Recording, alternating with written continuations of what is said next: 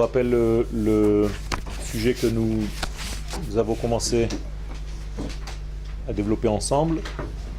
J'ai appelé ce sujet Me'olam Hatou le'olam Hatikun, du monde du Tohu vers le monde arrangé, vers le monde de l'ordre.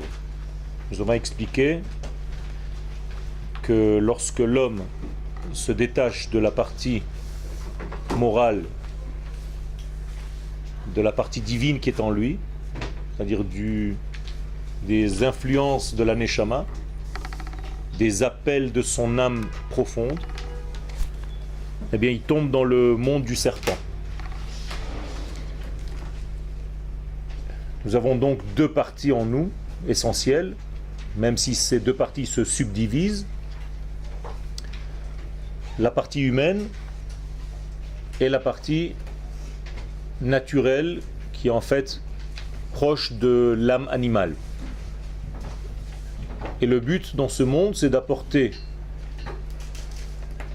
l'influence de la partie divine, donc la Neshama, vers la partie animale, pour que le degré animal qui est en nous arrive à monter et à vivre selon les critères du degré divin. En élargissant l'image, c'est tout simplement faire en sorte que le divin se dévoile sur terre. C'est-à-dire que dans le monde, il y a une partie naturelle et il y a le divin qui se cache. Akadosh Baruch Hu se cache dans la nature, et si on sait décoder la nature, eh bien on voit en fait, on entend, on arrive à être disponible à l'écoute de tout ce que ces valeurs divines émettent. Il y a une émission continuelle qui ne s'arrête jamais de cette vérité absolue. Certains la captent moins. Et nous vivons de cette vie. Nous vivons du divin. On n'a pas une vie qui est déconnectée du divin. C'est-à-dire que le fait que je sois vivant, c'est parce que le divin me fait vivre à chaque instant. Donc le divin, c'est la vie. C'est l'être. L', être. D'ailleurs, le nom de Dieu, celui que vous voyez dans le tétragramme, Yud, Ke, Vav, Ke, les 4 lettres, c'est pas le nom de quelqu'un, c'est tout simplement l'expression de la vie. Donc on est obligé de donner un nom, mais on ne peut pas le définir. On appelle en hébreu Shem Havaya, le nom de l'existence. Donc toute l'existence, c'est lui. Et nous existons de son existence. Par la force de son existence, nous vivons. C'est-à-dire il nous traverse. Nous vivons son être infini. C'est ce qu'on appelle la Neshama qui est en nous. La Neshama qui est en nous, celle qui nous fait vivre, eh bien c'est en réalité une partie divine qu'il a introduit à l'intérieur de nous, qui nous fait vivre. Donc ce n'est pas les yeux qui voient, ni les oreilles qui entendent, ni la bouche qui parle. C'est l'âme divine qui est en moi, qui utilise tous ces instruments, les oreilles, la bouche, tous les sens, pour faire toutes les actions que je dois faire dans ce monde. Et plus je laisse passer, plus je laisse traverser cette âme divine qui est en moi, sans la bloquer par la partie animale, et bien plus je suis divin sur terre. Et plus je porte, j'amène, j'achemine du divin sur terre. Car grâce à moi, à travers moi, par moi, Akadosh Baruch Hu arrive et circule sur terre. Ce qui signifie qu'il y a plus de divin sur terre par mon intermédiaire. Et si j'arrive à faire cela, je deviens un canal de lumière.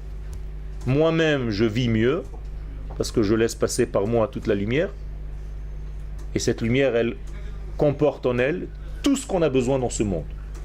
Le bonheur, la santé, l'essentiel de notre vie, la richesse, l'opulence, l'abondance, la joie, tout ce que vous voulez.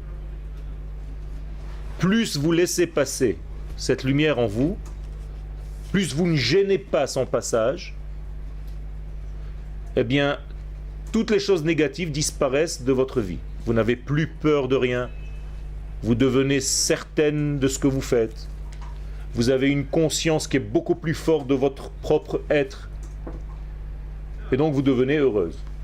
Le mot heureux en hébreu, meuchar, veut dire certifié.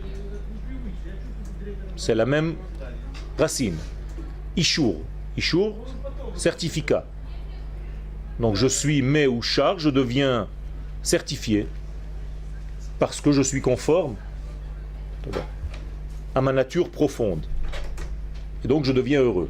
Donc le bonheur, c'est pas momentané, instantané, des petites joies à droite à gauche, c'est pas ça le bonheur. Le bonheur, c'est de certifier le divin qui est en nous par le passage en nous. Et plus je le laisse passer, moins je le dérange, plus je suis certifié conforme à l'original. Et donc je suis heureux. Comprenez bien que le mot certifié, c'est la même racine que le mot heureux en hébreu. Okay? Parce que je certifie le divin qui est en moi. Cette partie qui est en nous, que nous devons donc mettre en relief, c'est cette partie divine, et c'est elle qui met la partie animale qui est en désordre, eh bien c'est elle qui la remet en ordre. Autrement dit, ma partie animale ne peut pas être ordonnée s'il n'y a pas de partie divine qui vienne et qui gère cette partie animale. Sinon je pars dans tous les sens, je n'ai pas une ligne de conduite, je suis soumis à mes pulsions, mais je ne suis pas équilibré. Ce manque d'équilibre, c'est un manque de dévoilement du divin qui est en moi, de la partie Neshama, de la partie divine. Mais pourtant, c'est-à-dire que l'infini est contenu dans le fini. L'infini se dévoile dans le fini sans être contenu. Il est beaucoup plus grand que le fini. Mais ce que le fini peut contenir de l'infini, eh bien il le prend. Mais autour de ce fini, et à l'intérieur de ce fini, il y a encore l'infini. Ça veut dire que nous captons dans notre corps, dans notre être, qu'une parcelle du monde infini de notre Neshama. Je vais vous donner un exemple. Quand vous mettez vos chaussures, okay? C'est un exemple. La chaussure, c'est votre corps. Et tout votre corps, c'est la Neshama. Combien de votre corps rentre dans la chaussure? Juste le talon. Une partie très très inférieure du corps. Mais c'est exactement ce que notre corps contient. Il contient que le talon de notre Neshama. Tout le reste est en dehors. Nous sommes beaucoup plus grands que ce que vous voyez ici. Vous avez compris ou pas? C'est pour ça qu'on peut dire qu'il n'est pas fou en fait. Ça veut dire que il fait vivre tout. C'est par lui que tout est. Il n'y a pas d'existence sans lui. Mais chaque degré dévoile cet infini à un autre niveau. Mais par rapport au problème, on va dire, du lieu. Du lieu. Oui, Il est omniprésent. C'est-à-dire il est présent partout. Seulement il est présent d'une manière dévoilée que là où on le dévoile. Il est présent mais non dévoilé. Il ne se dévoile que là où on le laisse se dévoiler. mais l'espace du corps, c'est aussi lui. L'espace du corps, il remplit le tout. Mais c'est quand même nous. Nous avons une existence avec une force de choix. C'est sûr qu'il nous fait vivre complètement, mais il a placé en nous un deuxième système, qui est le système du vouloir ou du non-vouloir, du choix, qui nous permet de dévoiler ou de ne pas dévoiler. Mais il est là. C'est-à-dire notre choix, il n'est pas d'avoir du divin ou pas. C'est de le dévoiler ou de ne pas le dévoiler, c'est tout. La Neshama est en moi malgré moi. Donc elle me fait vivre malgré moi. Maintenant je peux choisir dans ma vie de la vivre, de la dévoiler, ou bien de l'étouffer. De ne pas la faire sortir, de lui dire reste dans ta boîte, je ne veux pas que tu te dévoiles dans ma vie. Donc je vais vivre toute ma vie à un autre degré que celui que j'aurais dû être. D'accord ? Ma question c'était par rapport à la présence. La présence divine, elle est partout. La présence divine est partout. Seulement, elle ne se dévoile pas avec la même intensité partout. Mais par exemple dans le corps. Pareil.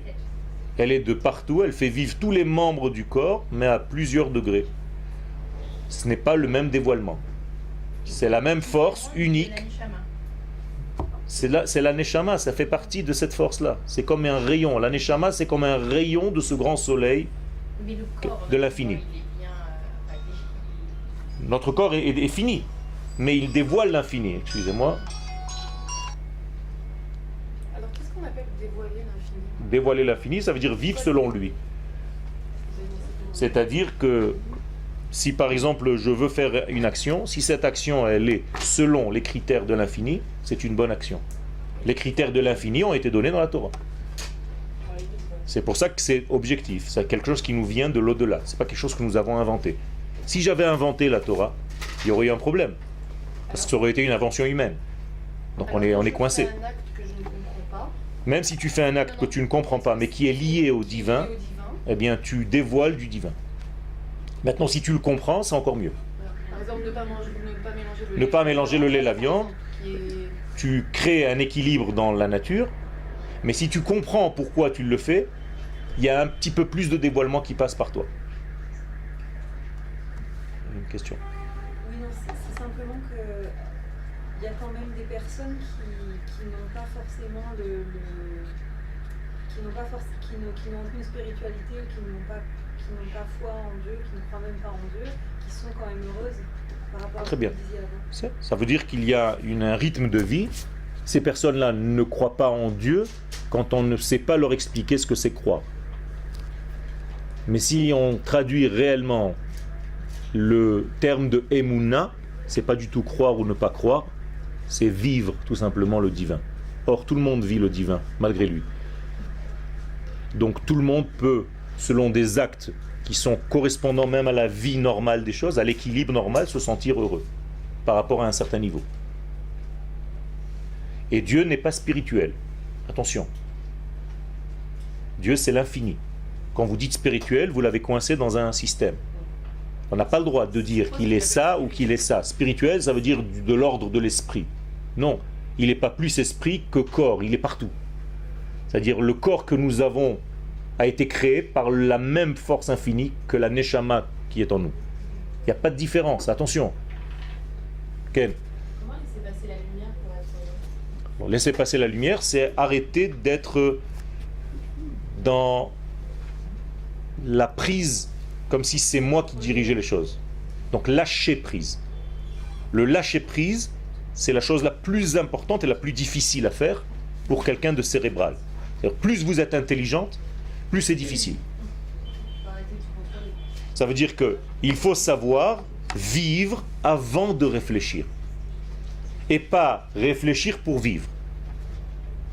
D'accord ? Ça veut dire je vis d'abord, après je commence à étudier la vie. Mais je ne peux pas commencer à étudier la vie en se disant tant que je n'ai pas compris la vie, je ne vis pas. Et ça, c'est ce que font les intelligents. Donc ils ne vivent pas ou ils vivent moins que les autres. C'est la faute du premier homme. Le premier homme a mangé quoi ? L'arbre de la connaissance. Avant de manger l'arbre de la vie. Vous comprenez maintenant ? S'il avait mangé d'abord l'arbre de la vie, il aurait pu manger l'arbre de la connaissance. Ça, c'est l'ordre normal des choses. Mais quand vous commencez par la connaissance, il y a un problème. Il y a une blague mathématique qui dit que pour traverser la route, il y a deux personnes. Une qui traverse, et l'autre qui, avant de traverser, se dit si je dois traverser cette route, il faut que je traverse la moitié.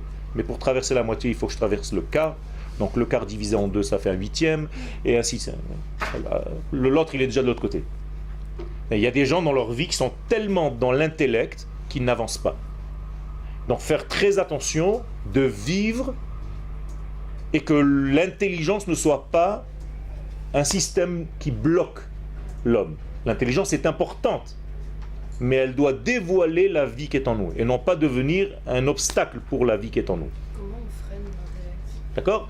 Alors, tout doucement, on va commencer à rentrer dans les sujets. Tout à l'heure, vous disiez que c'était le divin qui était en nous, qui permettait qu'on parle, qu'on entende. Nachol. Mais quelqu'un qui est aveugle ou qui a un dysfonctionnement, est-ce que c'est représentatif de quelque chose par rapport à son âme? Oui. Pas par rapport à son âme, par rapport au dévoilement de son âme. Son âme est la même que la nôtre. Seulement les instruments qui dévoilent sont liés à une perturbation. Je ne vais pas rentrer maintenant dans les détails. Ça ne dépend pas seulement de sa vie d'aujourd'hui, ça dépend aussi de vie antérieure.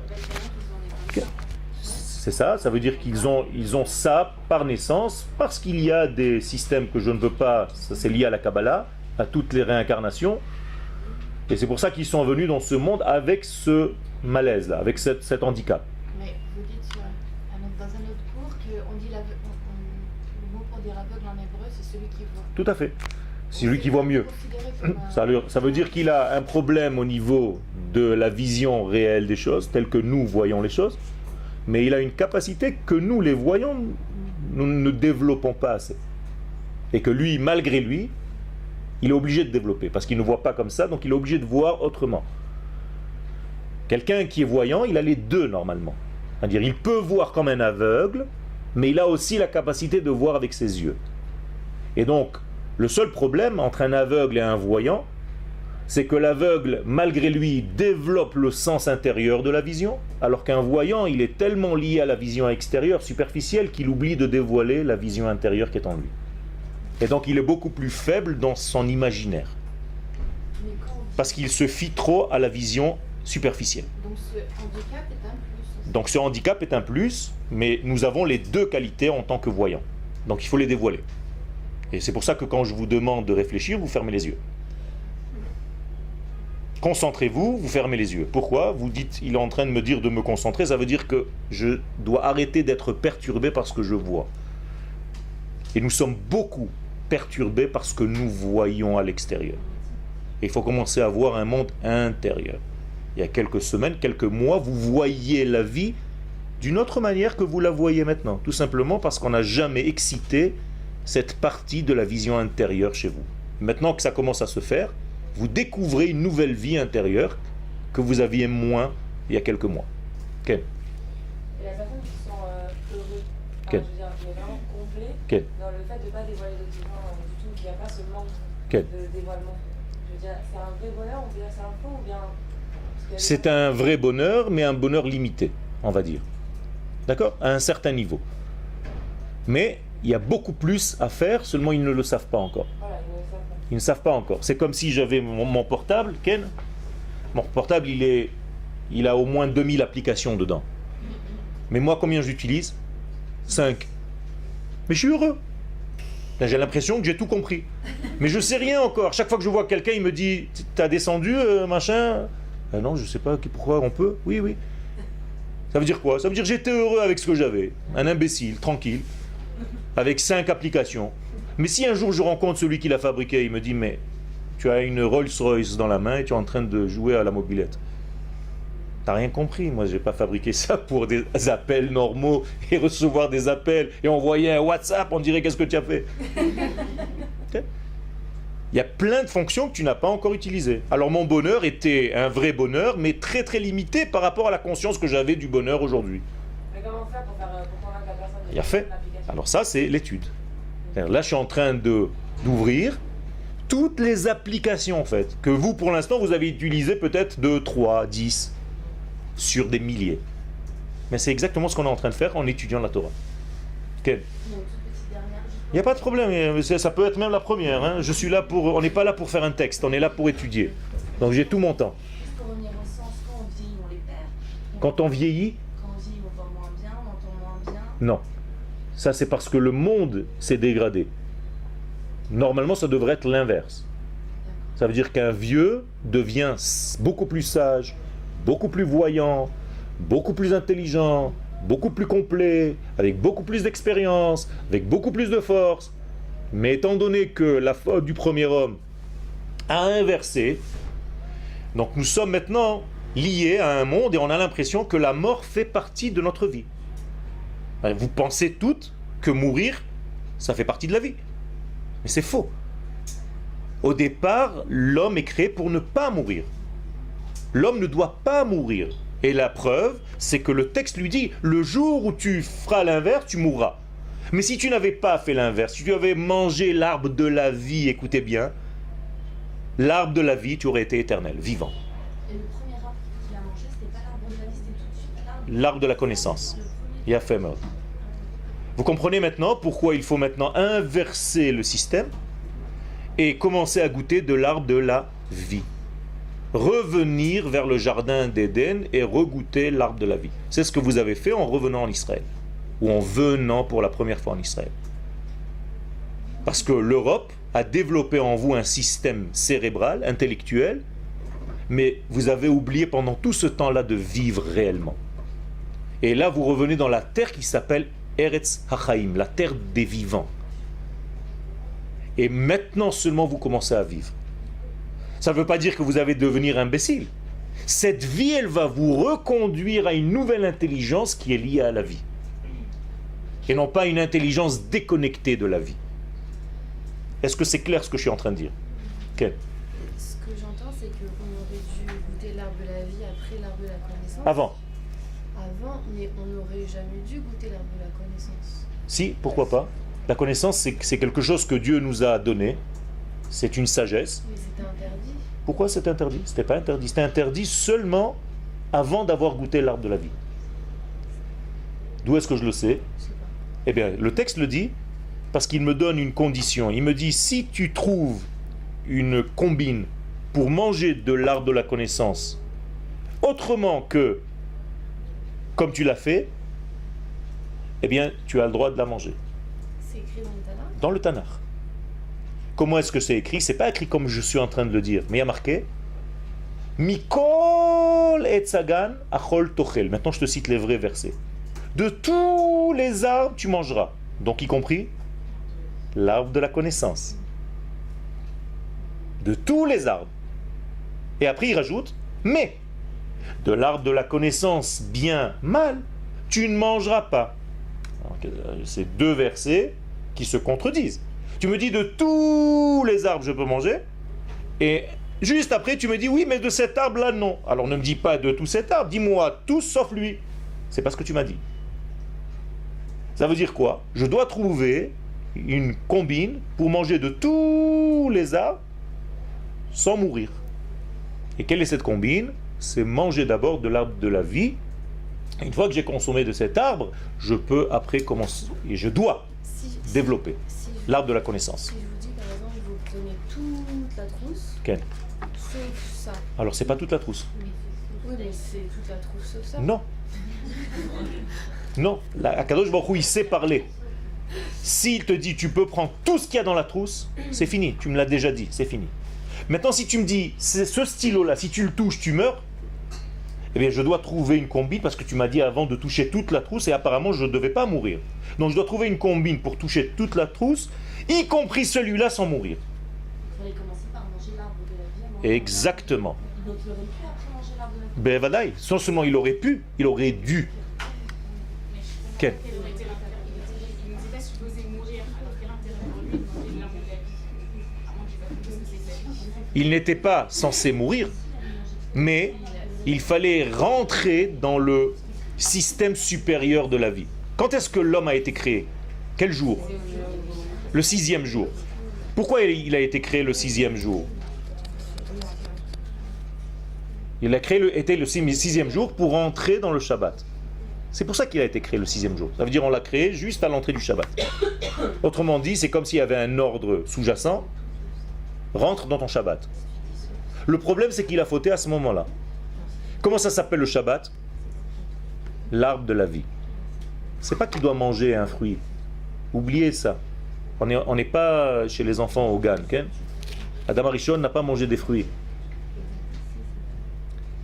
Il a mangé une idée interdite. En hébreu, etz ne veut pas dire un arbre, mais etza, une pensée, une idée, un conseil. Ça veut dire qu'Adam Arishon a mangé, a consommé une idée qu'il ne devait pas consommer avant d'avoir rejoint le Shabbat du monde. Et dans le Shabbat, il y a la vie. Le Shabbat, c'est l'arbre de la vie. Quand vous mangez Shabbat, vous mangez de la vie. Seulement Adam Arishon a consommé du profane avant d'avoir consommé du Kodesh. Il est rentré à l'université avant de rentrer à la yeshiva. Voilà son problème. Donc il a consommé l'intelligence humaine, cérébrale, avant d'avoir touché le Kodesh. Ça se répare, mais il nous faut 6000 ans. C'est ce que nous sommes en train de réparer. Nous sommes Bnei Adam, les fils de ce Adam-là. Ça veut dire que nous étions associés à cette faute. On était faisant partie de cette faute. C'était nous en lui quand on a fauté. Nous étions tous en lui dans cette faute-là. Et nous sommes seulement des excroissances de cette faute, de lui. C'est pour ça que nous sommes les fils de l'homme. Donc les fils de ce premier homme. On n'est pas deux entités séparées, c'était sans problème à lui, il y a 5774 ans, il a fauté et maintenant on paye à cause de lui. Non, c'était quand j'étais moi à l'intérieur de lui. Est-ce que vous comprenez bien ce que je dis? Donc moralité, son âme et la mienne, c'est la même, c'est une continuité. Donc je répare en fait les fautes que j'ai faites quand j'étais Adam Arishon. Alors qu'est-ce que j'ai fait comme faute? Je répète, que ce soit clair. J'aurais dû manger d'abord de la vie, consommer la vie, vivre, avant de commencer à réfléchir et à penser en tant qu'homme et en tant que... Mais si j'avais fait cela, j'aurais pu et j'aurais dû commencer à réfléchir réellement comment encore amener toute cette vie dans le monde d'en bas. Il dit quoi? On aurait dû d'abord consommer la vie avant de Bevadaï. réfléchir en tant que réfléchir. C'est-à-dire, il faut d'abord vivre avant de réfléchir. Donc la question, c'est pas être ou ne pas être. Okay? To be or not to be. Okay? C'est-à-dire, je pense donc je suis. C'est ce qu'il a dit. Okay, non, là. Je pense donc je suis. Et nous on dit je suis donc je pense. Parce que si je ne suis pas, je ne peux pas penser. C'est ça le problème. Chez les nations du monde, c'est parce que je pense que je suis. Et nous on dit non. C'est parce que tu es d'abord que tu peux commencer à penser. Mais sois d'abord. On peut dire je vis. Exactement. Je vis. Je certifie ma vie. Est-ce que tu dois me prouver que tu es vivante? Parce qu'il y a des nations, il y en a beaucoup qui vivent comme des animaux, c'est ça qui fait la différence. D'accord. Mais est-ce que je dois prouver que je vis? Si je vous demande une preuve que je vis, je suis quelqu'un de normal? Il y a un problème, il faut vite m'enfermer. Il faut vite me traiter. Si un élève vient et me demande Ken Kvodarav, prouve-moi que je suis vivant, comme c'est le cas, ça a été le cas un jour. Et qu'est-ce que j'ai fait pour lui prouver qu'il était vivant? Je lui ai donné un coup de poing. Il m'a dit aïe. J'ai dit tu vois? C'est quoi ce aïe? Pourquoi tu te protèges? Pourquoi t'as mal? Pourquoi tu fais comme ça? Parce que tu veux protéger cette vie qui est en toi naturellement. Il y a une école pour cela? Non. Il y a une école pour que les abeilles apprennent à faire des ruches? Non. Elles savent faire des ruches naturellement. Il y a une école pour chats pour savoir se lécher? Ils vont dans des écoles de chats? C'est faire chat l'homme? Non. Ça veut dire que le chat vit sa vie de chat. Le perroquet vit sa vie de perroquet. L'oiseau vit comme un oiseau, il ne ment pas, il ne triche pas. Ses instincts marchent à perfection. C'est un tzaddik. Chaque animal, chaque fleur est un tzaddik. Pourquoi? Parce qu'il réalise pleinement ce qu'il est. Sauf l'homme. Parce que l'homme a reçu un libre choix et il peut vivre tantôt comme un homme, tantôt comme un chien. Est-ce qu'on peut faire Et c'est ça le problème. Est-ce qu'on peut faire le parallèle avec Abraham qui dit, parce qu'il est Abraham, donc il a pu faire ce qu'il devait faire. Ben vadaï. Le même parallèle? Ben vadaï. Akadosh Baruch Hu choisit Abraham pas parce qu'il a fait. C'est parce qu'il est. Parce que déjà lui, en lui il y a déjà ce que je veux. C'est pas parce qu'il va faire ou qu'il ne va pas faire. On le dit tous les matins. Ata Hashem Elohim asher bacharta be'Avram ve'otzeto me'ur kasdim ve'karata shmo Avraham u'matzata et levavon eman lefanecha. Je traduis. D'abord tu l'as choisi, après tu as vu que il faisait exactement ce que tu voulais. Ça veut dire que je dois d'abord être. Donc quelqu'un, la première étape, la plus saine, c'est d'abord de certifier votre vie. Donc de vivre. D'être conscient de votre vie. Est-ce que vous êtes consciente de votre vie, que vous vivez? À combien vous êtes consciente de votre vie? C'est ça le Inyan. À combien vous vivez? De 1 à 100. Vous comprenez ce que je suis en train de vous dire? Alors ne croyez pas que vous vivez toutes avec la même intensité. Pas du tout. Il y a des gens qui vivent à 2%, à 3%, il y a des gens qui vivent à 80%. Alors une autre question. Ça inverse certaines choses. Quand on se demande effectivement quel est le sens que je peux donner à ma vie, donc de cette manière-là, si je suis déjà en fait... T'as aucun sens à chercher. Exactement. C'est pour ça qu'Abraham Avinu faisait les mitzvot avant même que la Torah ne soit donnée. Et pourquoi? Parce qu'il a écouté tout simplement son être intérieur. Il était à l'écoute de lui. Donc c'était naturel. C'était naturel. Donc Dieu, qu'est-ce qu'il lui dit à Abraham? Va vers qui? Va vers toi. Lech lecha. Voilà le lech lecha. Donc Akadosh Baruch Hu ne nous demande pas d'aller vers quelque chose de neuf qu'on ne connaît pas. Il nous demande tout simplement d'aller vers ce que je suis réellement, mais que j'ai oublié, ou je ne sais pas quoi. Il s'est passé quelque chose entre le moi intérieur et ce que je présente dehors. Il y a un problème entre mon être et mon paraître. C'est ce qu'on appelle la tchouva. Il y a fait meod. La teshuva, c'est revenir vers ce que je suis dans mon essence. Donc ça voudrait dire qu'on aurait déjà toutes les réponses en nous. Ben vadaï, on n'a même pas besoin de la Torah. Et quand on a des empêchements en dessous, plus forts que Il n'y a jamais des empêchements plus forts, il y a des empêchements qui sont toujours à la mesure de ce que vous pouvez faire pour vous aider à sortir quelque chose. Ça veut dire que, regardez mes doigts, j'ai un pouce qui embête tous les autres doigts. Les autres doigts, ils sont tous d'accord, sauf le pouce. Le pouce, il vient, il est contre tous. D'accord? Les autres sont dos à dos, lui, il est contre. Mais c'est parce qu'il est contre que je peux attraper ce stylo. Ça veut dire qu'il n'y a rien qui est contre. Ce sont des forces qui viennent te permettre de dévoiler quelque chose que tu n'aurais pas fait s'il n'y avait pas cette situation. Tu te serais endormi.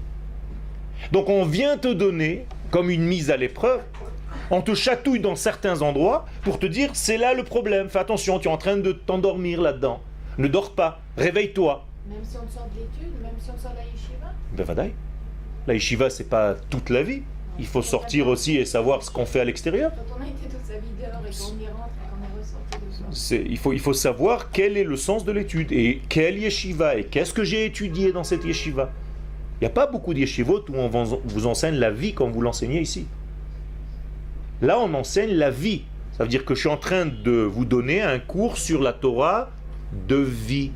Maintenant, vous comprenez. Ce n'est pas des textes pour savoir un verset. Au contraire, on étudie la vie, on comprend les versets. Maintenant, je suis en train de vous ramener des versets. Mais vous voyez que tous les versets parlent de la même chose finalement.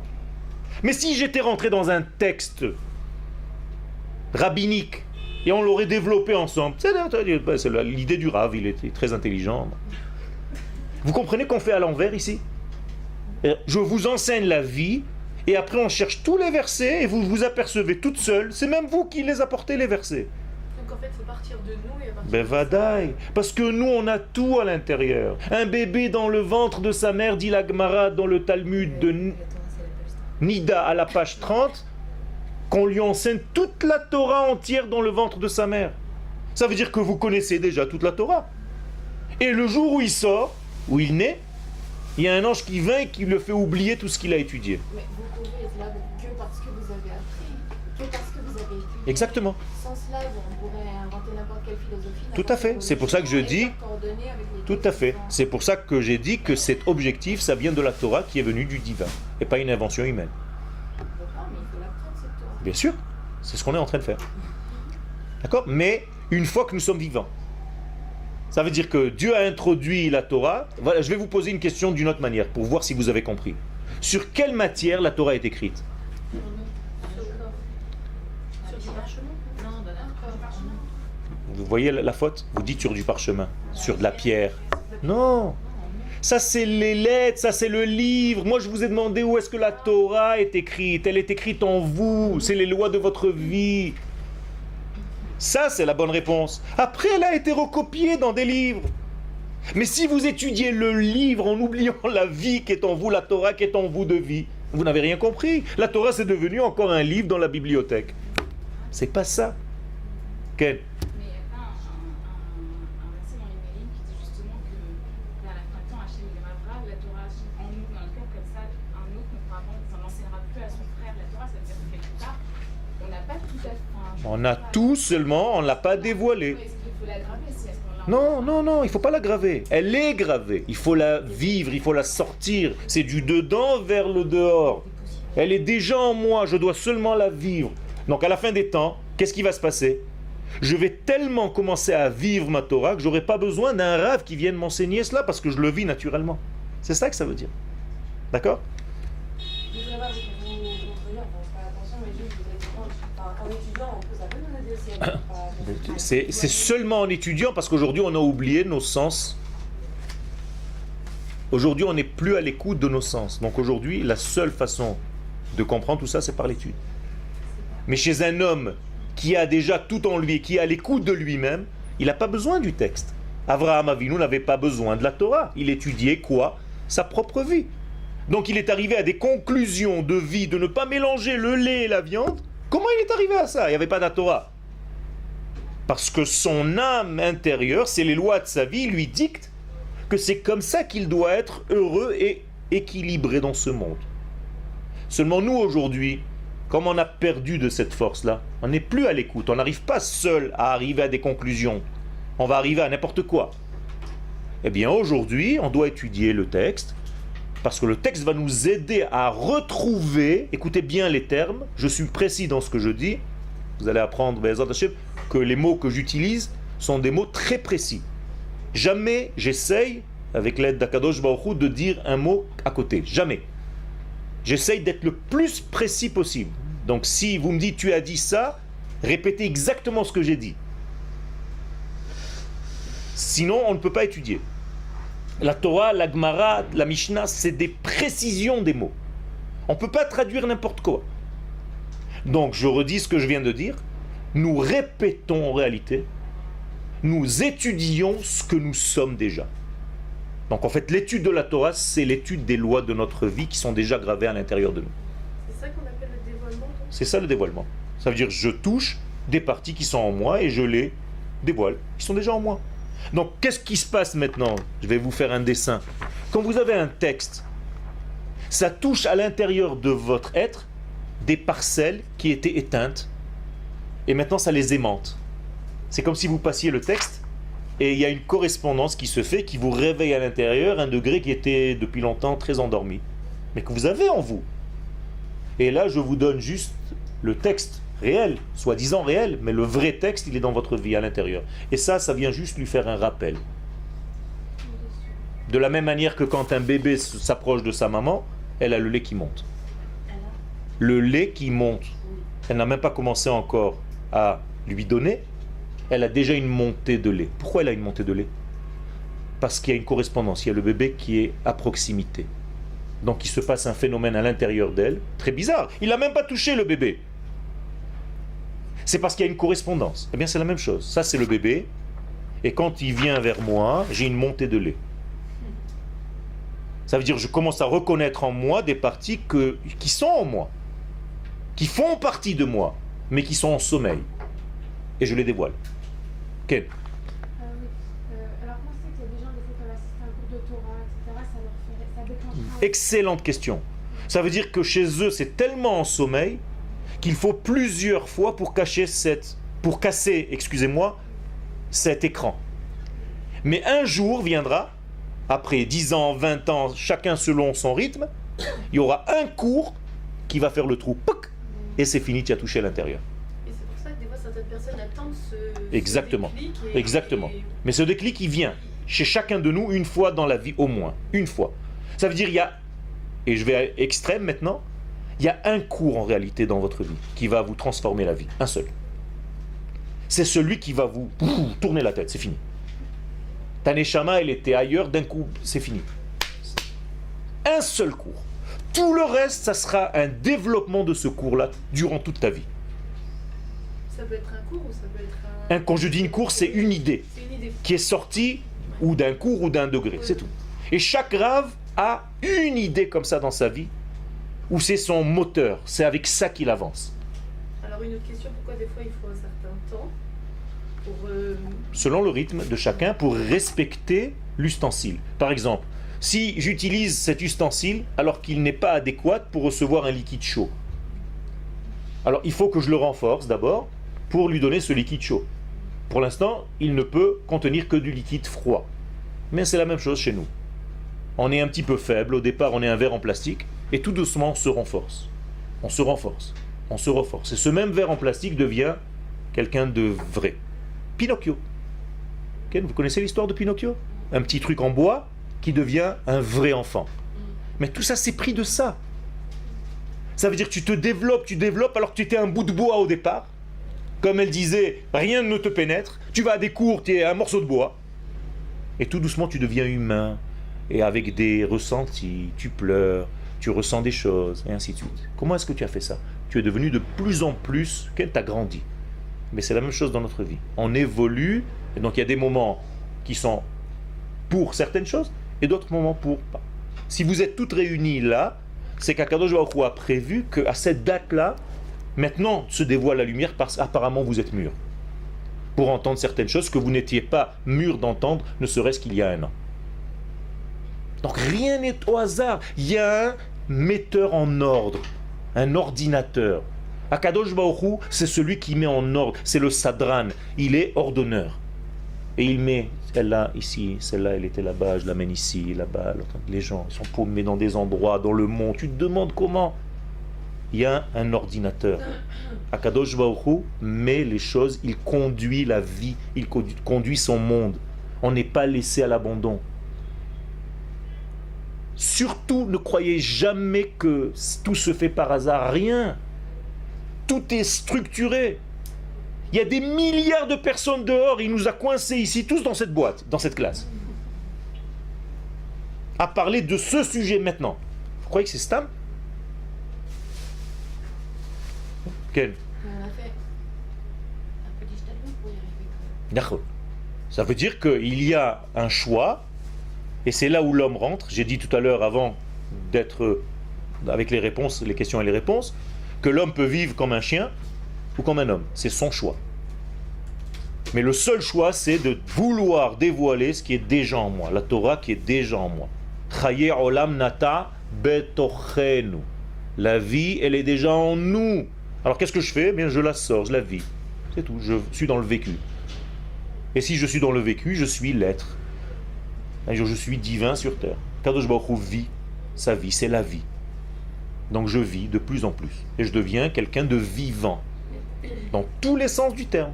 Heureux, bonne santé, joyeux, rigolo, sympathique, avec une élocution, tout ce que vous voulez. Beau, agréable, avec une grâce. Tout ce que vous pouvez imaginer, riche, intelligent, mais tout ça, c'est quoi? C'est des valeurs divines que je laisse me traverser. Mais si je bloque, eh bien, il ne peut pas passer. Comme disait le rabbi de Kotsk, Akadosh Baruch Hu se dévoile là où on le laisse passer. C'est tout. Donc les personnes, elles sont évidentes. Exactement, il y a des personnes qui sont bouchées, fermées, hermétiques, et donc elles ne peuvent pas. Comment on dit hermétique en hébreu? Tamé. Tamé. Toum'a, c'est pas de l'impureté, ça c'est de la traduction française. Toum'a, c'est la racine du mot atum, qui veut dire imperméable. Qui a donné naissance au nom Metumtam. Ça veut dire que tu es bouché, imperméable. Il n'y a rien qui te rentre dedans. Vous comprenez bien? L'hébreu, c'est une langue secrète. Si vous traduisez en français, vous trahissez. C'est pour ça que j'étudie avec vous en hébreu et je vous donne la traduction et le sens des mots. Donc il n'y a jamais eu d'impureté, ça ne veut rien dire de l'impureté. L'impureté, c'est tout simplement quand tu deviens un obstacle au passage de la lumière.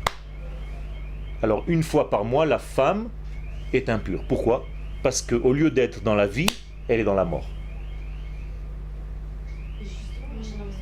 Et c'est pour ça que chaque fois, elle a le bébé qui devait venir à la vie, qui meurt.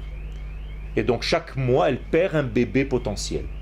Et donc, qu'est-ce qu'elle fait? Elle doit se mettre en deuil 7 jours parce qu'il y a eu un mort. Donc elle a Shiva Neki. Ouais, mais en même temps, cette période-là, c'est un ressenti. Mais Vadaï. On est plus perméable et on est beaucoup plus sensible. Tu es perméable et sensible à d'autres choses, mais pas à cette lumière qui est en train de passer. Sinon, il y aurait eu une autorisation de te lier. Le fait d'être à l'écart, ça veut dire qu'on est dans un monde de séparation, donc on ne peut pas recevoir le divin qui est l'unité Et elle-même. si on n'est plus créatif à cette période, Une fois que la femme n'a plus cette période-là, eh bien elle est dans un autre degré de sa vie. Elle passe à un autre stade. Mais Shlatum'a, c'est la mort qui a été amenée dans le monde. La femme, avant la faute du premier homme, ne voyait jamais du sang. La première fois qu'elle a eu ses règles, c'est à cause de la faute. Et c'est pour ça que le mot nida vient du mot nidouille, qui veut dire écarté. je suis d'accord avec vous, mais pendant cette période-là, on est plus sensible, donc on ressent plus les choses. Et... Mais je ne parle pas de ça maintenant. Tu peux sentir plein de choses, mais tu ne peux pas faire passer le divin à sa juste valeur. Même si tu ressens plein de choses et tu deviens de plus en plus sensible. Ça veut dire que ta sensibilité, c'est tout simplement ça que... veut dire que dans une prière, par exemple, la sensibilité, elle peut être accrue. Ok, mais ça ne veut pas dire qu'elle est meilleure que l'autre. Non, ça ne veut pas dire qu'elle est meilleure, mais quand même, il y a un ressenti. C'est vrai, Quand vous dites c'est vrai. que impureté, c'est imperméable. Nahon. Moi, en tout cas, je ressens le contraire. C'est vrai, mais c'est parce que c'est imperméable à la valeur divine, pas à tes ressentis à toi. Alors là, tu es en train de croire que tes ressentis, c'est ceux qui te donnent la mesure de ce qui passe ou pas. C'est là où j'avance le plus. C'est là où... Mais c'est pas aussi simple que ça. Aujourd'hui, le système, il est tel que tu es en train de le dire, pour permettre à revenir vers la vie. C'est ce que j'ai dit tout à l'heure. Pourquoi tu as une épreuve? Pourquoi tu as un passage comme ça? Pour languir. Et donc ce manque-là, au lieu de te dire, bon, je suis imperméable, je suis bouché, qu'est-ce que tu fais? Il te fait languir, pas seulement l'homme, mais toutes ses valeurs. Donc tu deviens de plus en plus sensible. Donc tu guéris pendant ce moment-là. Mais tu es malade. C'est ça? Quel? Vous voulez que ça soit question-réponse, le cours? Non, non, moi ça me dérange pas, hein, mais c'est un prétexte en fait. C'est pas un texte.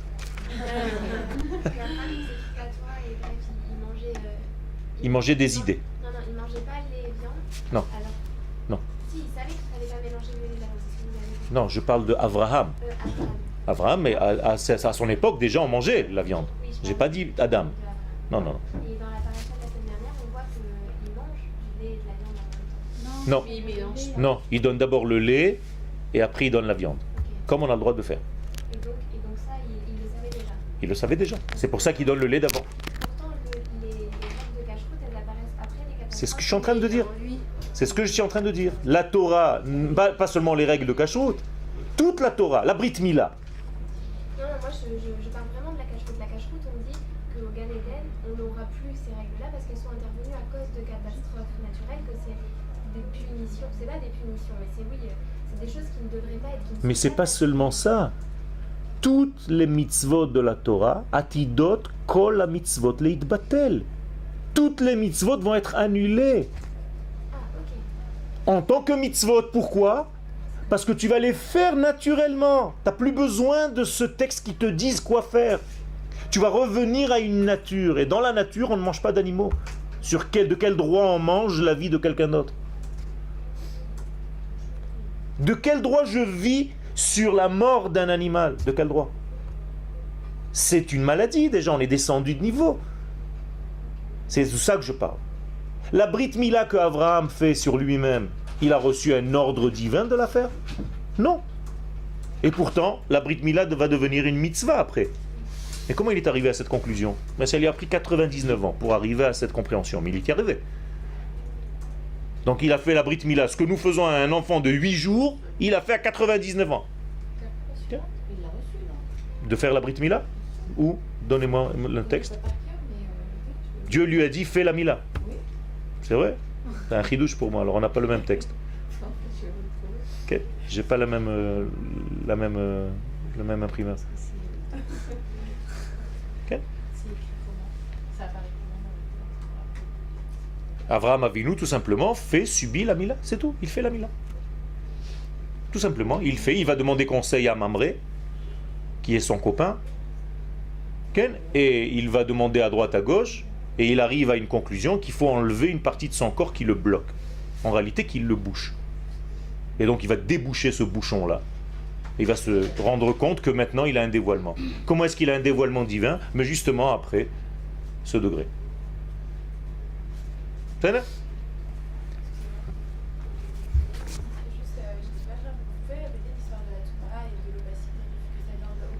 Opaque. La touma, c'est une imperméabilité. Atoum. Ken? Avec un aleph. Atoum. Atoum. Qui vient du mot tamé. D'accord? Dans la racine est tête même, qui veut dire boucher. D'accord? Et donc la touma, c'est un dérivé.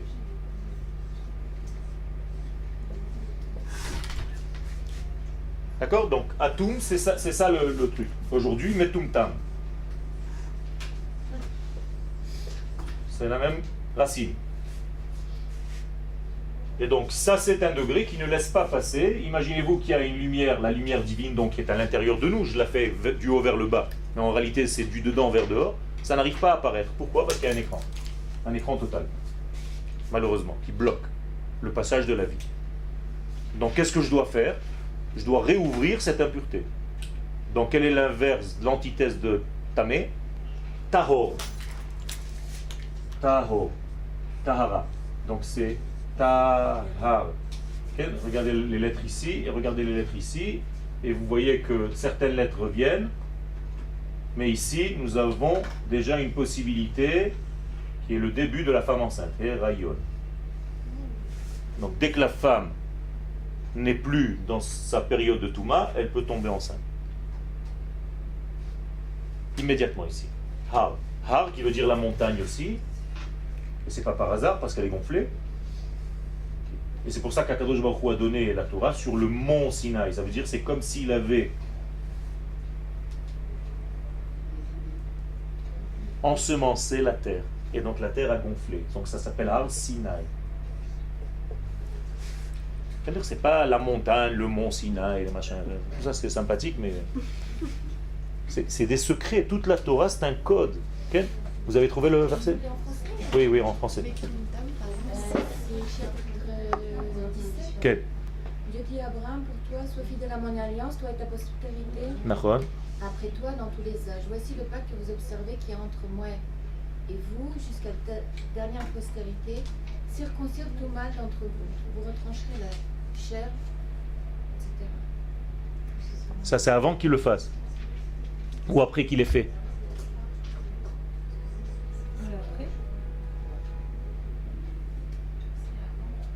C'est avant. C'est avant, parce qu'après il dit... Ou Abraham, qu'est-ce qu'il fait après?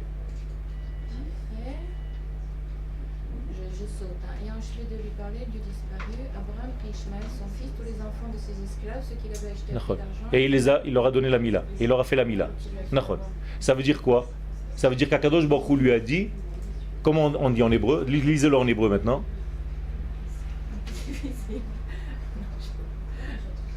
Si, vous pouvez, donnez-moi, je vais vous le lire en hébreu. Regardez ce que ça veut dire en hébreu. Ça veut dire ça, vous avez vu la traduction.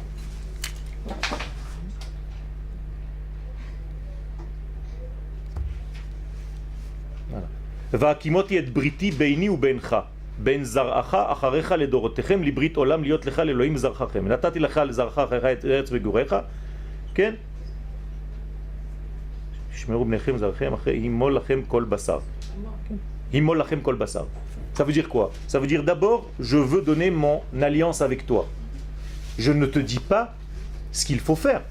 Je ne te dis rien du tout de concret. Qu'est-ce que ça veut dire himmol lachem kol basar en hébreu? Je veux que ta chair soit coupée. Où? Dans mon oreille, le bout de mon nez, mes lèvres, je ne sais pas. Il n'y a aucune mitzvah de Mila, je ne sais pas où c'est. Comment Abraham est arrivé à comprendre ce qu'Akadosh Baruch Hu veut lui dire. Si je te dis un texte comme ça, si je vous dis un texte comme ça, vous savez quoi faire? Non. Ça veut dire quoi?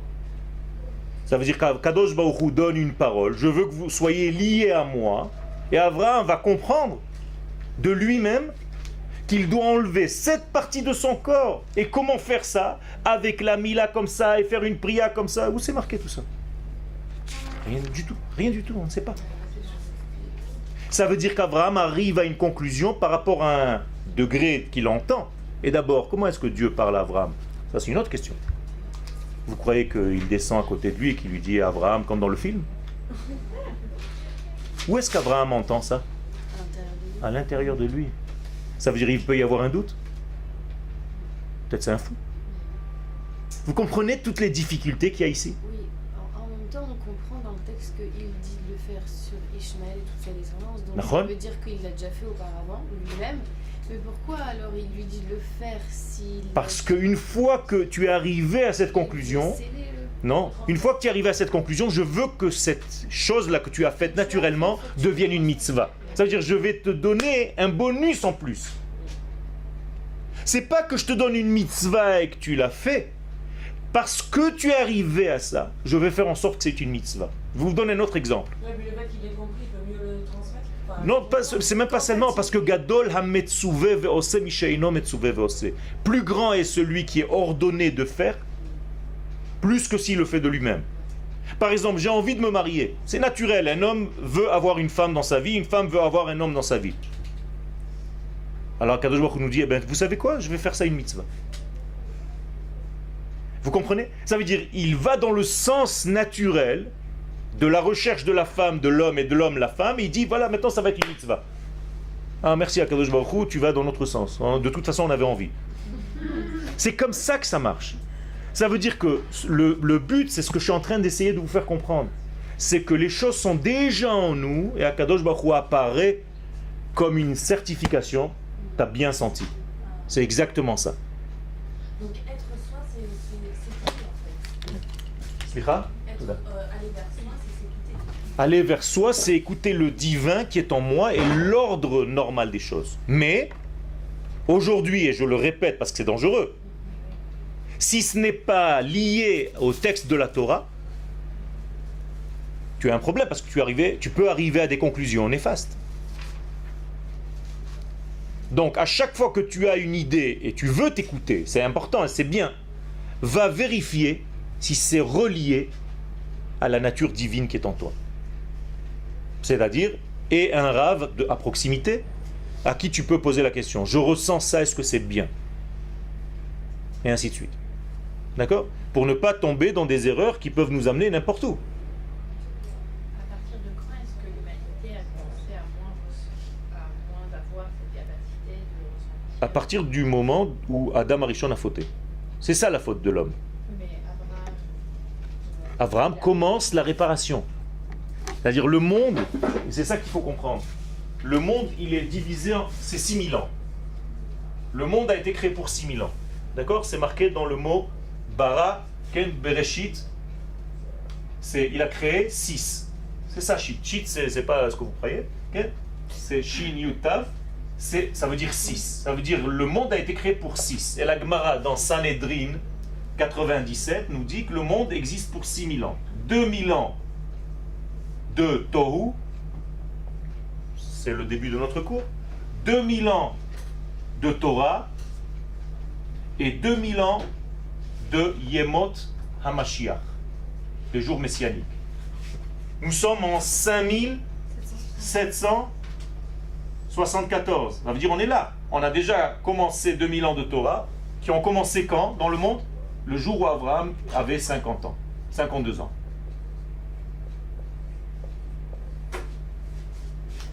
Ça veut dire qu'Abraham est né en 1948. Bizarre, hein, comme date. Ça veut dire qu'en 1948 commence l'arrangement du monde. Parce qu'Abraham arrive. Et donc Abraham va être la matrice, le père de tout le début des 2000 ans de Torah qui vont apparaître. Mais vous disiez que justement lui, il avait cette capacité Là, c'est parce qu'il recommence, il introduit, la Torah revient. Après lui, ça va en augmentant de plus en plus. Et nous, on a de plus en plus, la masse, elle s'écoute pas en fait, elle écoute la télé, elle écoute la radio, elle écoute... Oui, mais malgré tout, le monde avance. Ça veut dire le monde va en devenant de plus en plus à l'écoute, il y a une recherche. Ils sont de moins en moins seuls, ils ont peur d'être seuls. Zénachon, Ils Zénachon. sont entourés de bruit. Tout à fait. Donc comment Alors justement, c'est pour ça qu'il y a aussi une force en même temps d'éducation et de cours qui est à un autre niveau. C'est-à-dire aujourd'hui, on ne peut plus donner des cours qui sont bas. On est obligé de donner des cours qui sont à un certain niveau pour que la population adhère. Sinon, ça ne marche pas. Pourquoi ? Parce que la population aujourd'hui qui ne veut pas écouter des cours de Torah, c'est parce que les cours de Torah ne sont pas niveau. Il n'y a pas de consistance, il n'y a pas de réel. Okay. Vous avez trouvé une autre référence ? Non, Dites-moi. non, c'est marqué. Tu retrancheras la chair de ton excroissance et ce sera un symbole d'alliance. Et alors, c'est où l'excroissance ? C'est ça que je... Regardons comment c'est écrit en hébreu. Il a fait. Imol kol besar orlato. On ne sait pas ce que ça veut dire. C'est ça que je comprends pas, c'est que comme c'est fait pour tout mal, et je crois que c'est Rachid qui dit ça, que comme c'est à partir du fait qu'il écrit tout mal qu'on comprend que c'est là où il y a la différence entre l'homme et la femme. Il a fait, Maud. Magnifique. Il a fait. Ça veut dire qu'il faut étudier, il faut comprendre, il faut arriver à une conclusion, à une recherche. Okay, c'est très bien ce que tu viens de dire. Ça veut dire qu'il y a marqué là-bas, tu feras la mila dans la partie masculine. Autrement dit, c'est la seule partie qui me différencie avec la femme. Ça s'appelle comment? Ken? Imolo kol zachar. C'est ce qui est marqué là-bas. Ce que tu me dis. Ken. T'as dit quoi? Mais ça, c'est quoi? Qu'est-ce que ça veut dire? Ça, c'est déjà une étude. T'as mal tout mal. Ça veut dire que tu es obligé de commencer à rentrer dans une étude pour comprendre les choses. Donc c'est une recherche intérieure. Mais c'est un instinct que Abraham a pour comprendre. Et dans cette mila-là, il n'y a pas marqué de priya. Qu'est-ce que c'est la priya? C'est la deuxième partie. Et il n'y a pas marqué qu'il faut après aspirer le sang qui est à l'intérieur. Où c'est marqué tout ça? De la même manière que ce n'est pas marqué dans les tefilines. Comment on met les tefilines? Il n'y a rien marqué sur les tefilines. C'est très sympa, mais je ne sais pas que c'est des cubes en cuir avec 4 parchemins. Comment je suis arrivé à ça? Dans le Torah Sheba'al-Peh, on veut. C'est justement, il faut une Torah Sheba'al-Peh, c'est ce que je suis en train d'expliquer. Mais qui existe avant qui? La Torah écrite ou la Torah orale? Orale. Et c'est ça le secret. Et pourtant, dans l'apparition, qui arrive en premier? La Torah écrite. Exactement comme chez nous. Qui existe avant qui? La Neshama ou le corps? La Neshama. Et pourtant, qui apparaît en premier? Le corps. Eh bien, c'est la même chose. Ça veut dire, Abraham n'est pas encore dans la Torah écrite, mais il a déjà la Torah de l'intérieur, la Torah orale. Donc, quand Akadosh Baruch Hu lui parle, et qu'il entend cette voix intérieure, il sait directement traduire les choses, et il cherche comment traduire les choses. Dans l'action réelle. La Torah orale, elle passe depuis la nuit des temps, de père en fils, même avant qu'elle ne soit donnée. Shem et Ever n'avaient pas reçu la Torah. Qu'est-ce qu'ils étudiaient? Ils avaient une yeshiva. Qu'est-ce qu'on étudiait dans la yeshiva de Shem et Ever? La Gemara, il n'y avait pas. La Mishnah, il n'y avait pas. La Torah, il n'y avait pas. Alors qu'est-ce qu'il y avait? Et qu'est-ce qu'ils jouaient à quoi? Tintin, qu'est-ce qu'ils étudiaient? Eh bien, les sages nous disent qu'ils étudiaient Pirkei Avot. Qu'est-ce que c'est Pirkei Avot? Ça n'existait pas non plus, c'est une Mishnah. Mais ça veut dire qu'ils étudiaient le moussar, la façon d'être un véritable homme dans ce monde avec toute l'éthique divine. C'est ça qui existe avant. Donc il y a la Torah, ce qu'on appelle du père, Pirkei Avot, Abba, et après il y a la Torah du maître, c'est-à-dire la Torah de Moshe. Donc papa c'est Abraham, Moshe c'est le rabbin, Moshe Rabbeinu. Donc il y a la Torah du père et la Torah du maître. Et il faut relier ces deux Torahs. Derech Eretz Kadma la Torah. Si je n'ai pas la Torah du père, c'est-à-dire la vie, mon père m'a donné la vie, eh bien je ne peux pas commencer dans la Torah du maître. C'est clair, ça revient à ce qu'on a dit depuis le début du cours. Si je n'ai pas la vie, je ne peux pas avoir la connaissance. Donc ça veut dire que finalement le projet est inscrit en chacun de Exactement. J'arrête pas de le dire. Oui, donc c'est juste une... Est-ce que vous Mais c'est bien. pensez que c'est plus facile de se sonder à l'époque d'Abraham ou aujourd'hui? C'est une très bonne question. À mon avis, c'est le même niveau de difficulté. Parce que sinon, on n'aurait pas eu le choix. Le choix est toujours resté intègre, sinon on ne peut pas réellement être jugé. Ça veut dire qu'Abraham a autant de difficultés parce qu'il y a des choses qui sont très fortes à son époque. Il y a de la sorcellerie, il y a des gens qui font des choses avec d'autres moyens. Par exemple, à l'époque d'Abraham, tout le monde sacrifiait ses enfants. C'était une reconnaissance de Dieu. Et Abraham était contre ça. Et pourtant, il reçoit une prophétie, encore une fois, une voix qui est en lui, de prendre son fils. Vous vous rendez compte la folie dans laquelle il peut rentrer? Il dit, mais attends, mais moi, toute ma vie, j'ai grandi contre ce système-là. Et maintenant, j'entends une voix divine, la même loi que j'entends, la même voix qui me dit de faire plein de choses, maintenant, elle me dit de faire ça. Alors peut-être que je suis complètement fou, peut-être que j'entends des voix, peut-être que je suis un malade, il faut m'enfermer. Combien de gens entendent des voix? Alors comment je gère? C'est ça il faut que vous compreniez, comment gérer que c'est une vraie prophétie que je suis en train de recevoir ou des voix que j'entends de je ne sais où. Et ça, c'est un système. Abraham est obligé de faire un certain travail en lui pour savoir d'une manière certaine que là, c'est la parole de Dieu. Et que là, c'est mon imagination qui est en train de me jouer des tours. Vous vous rendez compte le travail qu'il faut faire de tri? C'est énorme. Et il le dit d'ailleurs. Abraham le dit, Venelech, Venashuva. Ça veut dire on va aller mais on reviendra. Autrement dit, il sait qu'il revient avec son fils. Il le dit lui-même, c'est une prophétie. Ve'ani ve'anar nelcha atko ve'nishtachave ve'nashuva alechem. Je reviens avec l'enfant. À ces deux enfants qu'il était avec lui. Ishmaël et Eliezer. D'accord? Ils étaient à 4 avec l'âne. Eliezer et Ishmaël sont restés avec l'âne et lui a continué avec Yitzhak. Parce qu'il leur a demandé, c'est des tests. Les sages nous disent pourquoi il les laisse là-bas. Il dit parce que vous ne voyez pas. Vous voyez ce qu'il y a là-bas? Il dit non. Toi tu vois? Qui voit? Moi. Qu'est-ce que tu vois? Je vois une corde, une nuée et la montagne. Il dit bon, toi tu viens avec moi. C'est des tests. Celui qui voit peut encore monter une étape. Celui qui ne voit pas reste ici avec l'âne. Alors Yitzhak, il voyait. Yitzhak voyait. Donc Abraham teste son fils Yitzhak. Est-ce que tu es prophète comme moi? Est-ce que nous voyons les mêmes choses? Est-ce que je peux avoir confiance dans les voix que j'entends et dans les visions que je vois? Et le fils certifie le père. Ils marchent ensemble. C'est ça le secret ensemble. On sait qu'ils sont ensemble. Qu'est-ce que la Torah vient me rajouter? C'est tout des détails, mais chaque détail c'est une bombe atomique. Quel? Tout à l'heure, vous disiez, au début, par Abraham, il a pu croire qu'il aurait pu croire qu'il était fou. D'accord. Aujourd'hui, qu'est-ce qu'on peut penser à des gens justement qui sont fous? Éphémère. C'est pour ça que j'ai dit tout à l'heure, il faut toujours avoir un mode de vérification.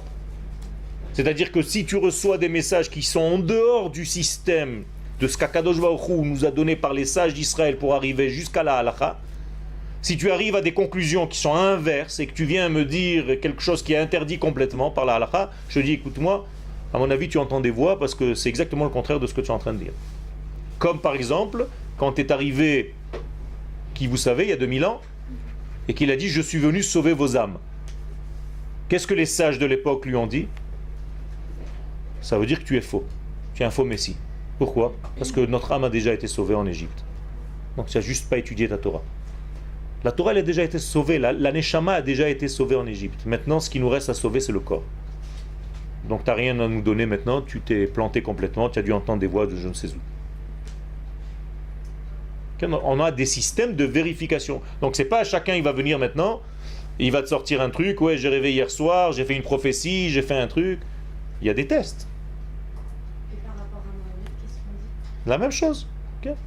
On connaît bien sa vie, mais je ne vais pas rentrer maintenant dans les détails. Il faut étudier, c'est important de savoir tout ça. Qu'est-ce qu'ils ont comme mode d'emploi, les non-juifs? Il fait, très bonne question. Qu'est-ce que les non-juifs ont comme mode d'emploi? Ils ont les 7 mitzvot de Noach. Les 7 mitzvot de Noach, ce sont des mitzvot qui relient en réalité n'importe quel goy aux valeurs du divin. Je vais plus loin. Noach, c'est en réalité l'espérance de l'humanité tout entière, non juive. La preuve, c'est que Noach était prophète, qu'il a entendu Dieu, qui a fait ce que Dieu lui a demandé. Ça veut dire que Noach, c'est un système de tzaddik. Il faut étudier quel genre de tzaddik par rapport à Abraham. Ce sont 2 différents tzaddikim, mais ça existe. Ça veut dire que le monde, au niveau du tzaddik réel, du monde tel qu'on le connaît, avec les lois naturelles de ce monde, le tzaddik qui correspond à ce monde, c'est Noach. Je vais le dire avec des mots un petit peu plus recherchés en français, c'est le tzaddik de l'immanent, du Dieu immanent. Abraham, c'est le tzaddik du Dieu transcendant.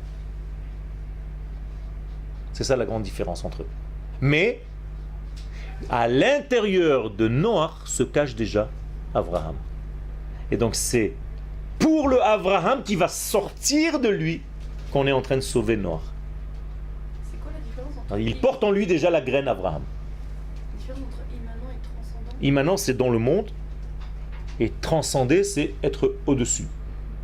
Ça veut dire que Donc l'immanence, c'est Noach, c'est le tzaddik de la nature. Ça veut dire que selon les lois de nature, je comprends qu'il ne faut pas tuer. Donc l'une des lois noachiques, comme il y en a 7. Pourquoi il y en a 7? Parce que le monde de la nature, il est basé sur le chiffre 7. Donc c'est les lois naturelles que tu peux comprendre naturellement. Il ne faut pas tuer, il ne faut pas voler, il ne faut pas... et ainsi de suite. Si on raisonne comme ça veut dire qu'ils ne peuvent pas dépasser la nature. Il y a fait. Ça veut dire que le tzaddik tel que Noach est, très bonne réflexion, ce que j'aime avec vous cette année, c'est que vous êtes intelligente. Pas au prochain. Non, Béhémet. Et toutes les questions qui sont posées, Béhémet, je vois, Baruch Hashem, que yesh efsharut. On peut rentrer dans le texte. Et je ne fais pas souvent ce genre de compliments, mais vraiment... C'est les diminuer de dire ça. Hein? C'est les diminuer de dire ça. D'accord. Alors c'est pas les diminuer, ces nations du monde, on ne les diminue pas. On dit que chaque être, et comme je l'ai dit tout à l'heure, a un certain niveau à dévoiler. C'est tout. C'est pas qu'il est moins ou plus. J'ai pas dit plus haut ou plus bas, j'ai dit transcendant et immanent. Ça veut dire qu'il y a un tzaddik et nous devons aussi avoir cette immanence. Ça veut dire qu'il y a un tzaddik naturel des lois de la nature. Mais Israël a reçu quelque chose d'autre, c'est qu'il est le prophète des nations. Et donc ce qu'il va recevoir, lui, Israël, c'est pas seulement du monde naturel, mais du monde qui dépasse la nature et qui a créé la nature. Donc nous sommes le prophète du monde entier. Et qu'est-ce que vous avez dit? Et c'est pour ça que la prophétie doit passer obligatoirement par Israël. J'ai pas dit plus ou moins, c'est notre rôle. Nous avons un autre rôle à jouer. Et d'ailleurs, c'est un préfixe qui ne veut pas tellement dire au-dessus, mais à travers. Exactement. Bishvil, c'est à travers. Par le moyen de, par le biais de. Shvil. D'accord? Juste ce que vous avez dit par rapport à Abraham et Noach. Ok. Si vous pouvez juste recommencer. Je recommence tout simplement. Je dis que Noach, c'est le tzaddik de la nature. Je vais le dire avec des termes autres. Le tzaddik de Elohim. D'ailleurs, le texte le dit. Et ha-Elohim ithalech Noach. Noach marche avec qui? Avec Elohim. Alors que Abraham, qu'est-ce qu'il y a marqué? Ithalech lefanai. Marche devant moi. Veheye tzaddik. Qu'est-ce que ça veut dire marche devant moi? C'est toi qui me précède. Alors que Noach marche avec Elohim. Et Elohim, c'est le nom de Dieu qui s'habille dans la nature. Valeur numérique de Elohim, c'est 86, la nature. Abraham, c'est celui qui marche devant, pas Elohim, devant le tétragramme. Autrement dit, c'est le manager de Dieu. C'est lui qui va annoncer Dieu dans le monde. Italech lefanai, c'est toi qui marches devant moi. Tu vas me faire une affiche avant que j'arrive. Autrement dit, tu vas m'annoncer au monde, tu vas me dévoiler au monde, non seulement toi, mais toute la descendance qui sortira de toi. Sous-entendu, Israël, qui a été voué, qui a été créé pour ce rôle-là. C'est tout. Nous avons été créés pour ce rôle-là. Juste une question. Si Israël a été créé pour ce rôle-là, quelle est ma place à moi en tant qu'individu? De jouer le rôle de ta nation. C'est-à-dire que, je refais un dessin, la nation Israël, elle est là, c'est un soleil. Ça, c'est une création divine. Ça, c'est une neshama. Quand est-ce qu'elle a été créée, cette neshama? Avant la création du monde. C'est la première pensée divine. Il n'y a pas de monde encore. C'est la première idée de Dieu. Maintenant, le monde va être créé. À l'intérieur du monde, il va y avoir des êtres. Il y a un parmi ces êtres qui est le porteur de cette force-là. Il s'appelle Abraham, le voilà. À partir de lui, va descendre un rayon et qui va passer par lui, Abraham, qui va commencer à se multiplier. Okay? L'arbre, et ainsi de suite. Ça veut dire qu'un jour va apparaître Israël, peuple, réel, des gens, mais qui en réalité sont le porteur de ce Israël du début. Et dans ce Israël, chacun des membres, c'est encore un autre soleil, plus inférieur, eh bien, voilà toi, tu es là. Tu es un rayon de cette lumière. Et je vous pose maintenant une question simple. Est-ce qu'un rayon de soleil, ça existe, oui ou non? Ça n'existe pas. C'est le soleil qui rayonne. Si tu éteins le soleil, il n'y a plus. Eh bien, c'est la même chose ici. Si tu n'es pas relié à l'Assemblée d'Israël au niveau de l'âme de ta nation, tu n'existes pas en tant qu'individu. Ok. En dehors du fait qu'on soit hermétique ou non, est-ce qu'on est tous égaux face au rayon qu'on reçoit? Oui. Au départ, on a tous la capacité, parce que nous avons été créés avec cette capacité, c'est ce que j'ai dit tout à l'heure, d'être des prophètes. Nevi'im. Donc Abraham a reçu cette prophétie. Donc Abraham, il est dans le monde. Et comment vous avez fait le lien avec... L'Abraham est dans le monde, maintenant il va y avoir des descendants, il va y avoir un tri. Pas tout Abraham, Pas tout. parce que Abraham va se couper en deux. Un va être Ishmaël, Et l'autre va être Yitzhak. Mais le monde avait besoin des deux. Le monde a besoin des deux. On est d'accord. D'accord? Lui, il va partir dans un rôle bien précis, et lui, il va partir dans un rôle. Maintenant, ça, c'est Yitzhak. D'accord? Yitzhak va se couper en deux encore. Il y a encore la moitié qui va vers Esav et l'autre vers Yaakov. C'est comme une épuration. Mais vadaï. Yaakov maintenant, parce qu'il faut arriver à l'être qui est limpide pour faire passer la mémoire divine, entre guillemets. Le message divin. Et ça prend du temps. Yaakov va sortir 12 tribus de lui. Mais dans ces 12 tribus, il va falloir qu'il choisisse qui va être le porteur de chaque chose. Et lui-même, il va devenir, de Yaakov, il va devenir Israël. Donc ça, c'est ce qui est en bas. Ok? Yafamot. Et après? Et maintenant, tout ce Israël va descendre en Égypte. D'accord. Donc il faut encore une épuration. Parce que ça ne suffit pas. Il y a plein d'êtres qui ne vont pas sortir de là-bas. Ça veut dire qu'ils vont ne pas jouer le jeu. Donc on va être 20% à sortir d'Égypte. Sur ces 20%, il va y avoir presque 100% qui vont mourir dans le désert. Puisque qui est rentré? Aucun de ceux qui est sorti d'Égypte n'est rentré en Israël pratiquement. À cause des explorateurs. Ça veut dire qu'il y a un tri, un tri, un tri. Et parmi ceux qui vont rentrer en Israël avec Yahushua, il y a encore des tris qui se font. Et le peuple tout doucement est en train de se... En attendant, on a reçu la Torah. Okay? Je n'ai pas mentionné. Bien entendu. À la sortie d'Égypte, on reçoit la Torah au Mont Sinaï. Ça veut dire qu'on est déjà porteur de la prophétie divine. Donc en fait... C'est pour ça qu'on est capable d'entendre la Torah divine. Si je Mais comprends là, bien, on a pris conscience. C'est vrai qu'on est prophète. Tout le monde a entendu comme Abraham, seul. En fait, Une névoie collective. Pardon, je dois refaire passer en fait... Sans arrêt, il faut que tu sois, toi tu es là, il faut sans arrêt que tu fasses le lien avec tout ça jusqu'à la Neshama première. Et tous les gens qu'Abraham a ramenés avec lui, je ne sais pas si on peut dire que Ils ne sont pas tous devenus Israël, c'était des Hébreux qui ne sont pas tous devenus Israël. C'est pas tous des Hébreux, Il a ramassé plein de gens qu'il a convertis entre guillemets, mais pas tous sont devenus en réalité le Israël. Il y en a. Est-ce que ça veut dire Maintenant, c'est pas fini. Le Israël qui est ici, qui va recevoir la névoie, la prophétie, quel est son rôle? Eh bien, de compléter tous ceux qui sont sortis du jeu. Parce que là, il y a des gens qui sont sortis du jeu. Vous êtes d'accord?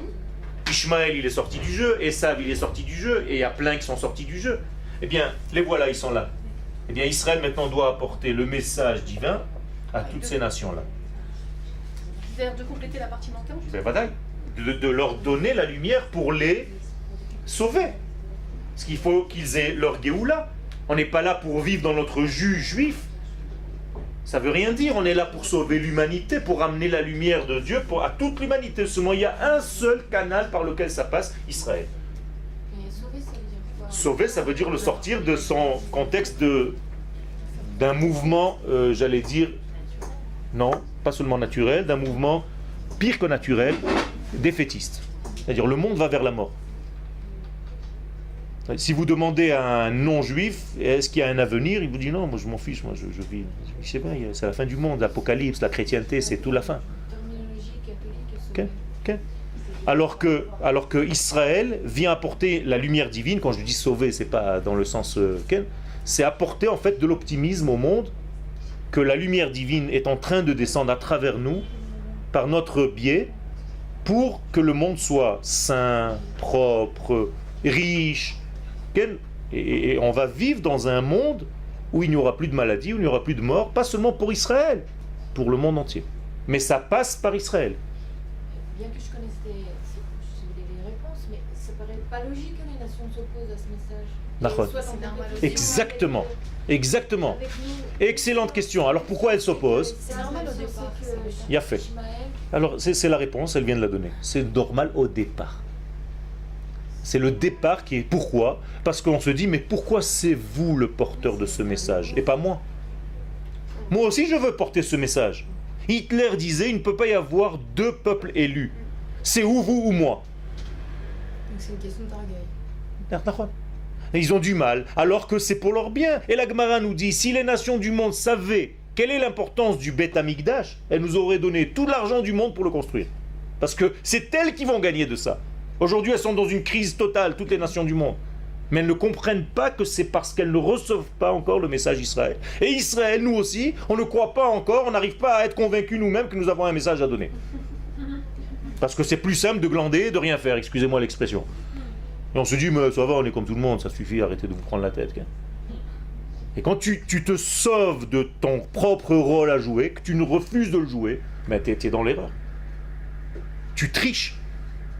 Tu fautes à ton essence. Donc finalement, j'ai pas cherché de sens à donner à ma vie quand je suis Israël finalement. Mais vadaï. Le seul problème, c'est qu'il faut, et ça c'est l'urgence, de dire à tous les juifs de rentrer sur leur terre. Ça c'est l'urgence. Et d'arrêter de jouer un jeu à l'extérieur, à l'étranger, parce que c'est pas de là-bas qu'elles peuvent faire ce travail-là, parce que la prophétie ne passe qu'en Israël. Et comme nous sommes le prophète des nations, nous devons revenir sur notre terre pour redévoiler la prophétie qui est déjà en nous.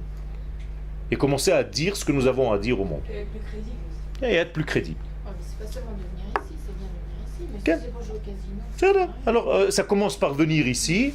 Et ici, la terre, il y a marqué, Vekiper admato amo, la terre, elle a une influence sur l'homme qui vient. Et si ça vient pas de gré, eh bien ça vient de force. Et tu seras obligé, maintenant tous les juifs de France sont obligés de venir faire leur carte d'identité israélienne. Parce qu'ils ont des comptes en banque en Israël et que les banques vont déclarer l'argent qu'ils ont. Donc, pour éviter ça, ils sont obligés de venir faire une carte d'identité israélienne. Donc tous les Français arrivent maintenant, ils vont au Misrad Apnim, on va être, en réalité, 12 millions d'Israéliens bientôt. Vous comprenez comment Akadosh Baruch Hu fait les choses? Avec des comptes en banque. Est-ce que quelqu'un a écrit quelque chose sur les 226 ans, enfin les étapes qui vont se dérouler sur les 226 ans qui restent à mener? Tout ça, c'est ce qui est en train de se passer maintenant. Bien sûr, il y a des livres, mais c'est des livres de Kabbalah secrets. Est-ce qu'il y a des révélations sur les 226 ans restantes? Sur les étapes. Ok. Il y a des écrits, mais ce sont des écrits de Kabbalah qui sont secrets et qu'on ne va pas étudier ici. Ok. En gros, je peux vous le dire en gros, ok, il y a un grand tremblement de terre. Reste à savoir si c'est physique ou mental, mais c'est un tremblement de terre qui va en réalité perturber tout le système et détruire tout ce qui est à détruire et révéler tout ce qui est à révéler. Et c'est là qu'Israël monte. Et c'est à Yerushalayim que ça se passe. Mais c'est au bout de 226 ans? Non, bien avant. Parce que nous sommes dans le Shabbat du monde. Le Shabbat du monde, c'est comme le Shabbat du temps. Shabbat ne rentre pas au moment où les étoiles sortent, on est d'accord? Quand est-ce que Shabbat rentre? Au moment du coucher du soleil. Mais c'est la même chose. Le coucher du soleil au niveau du temps, c'est pas l'an 6000, L'an 6000, c'est déjà la pleine nuit, nuit noire. Donc c'est déjà, Shabbat est déjà rentré. Ça veut dire que si je vous fais le calcul maintenant, nous sommes en réalité Shabbat vers 1h, 2h de l'après-midi, alors que Shabbat rentre à 4h. Donc nous sommes très très proches. Toda Rabba.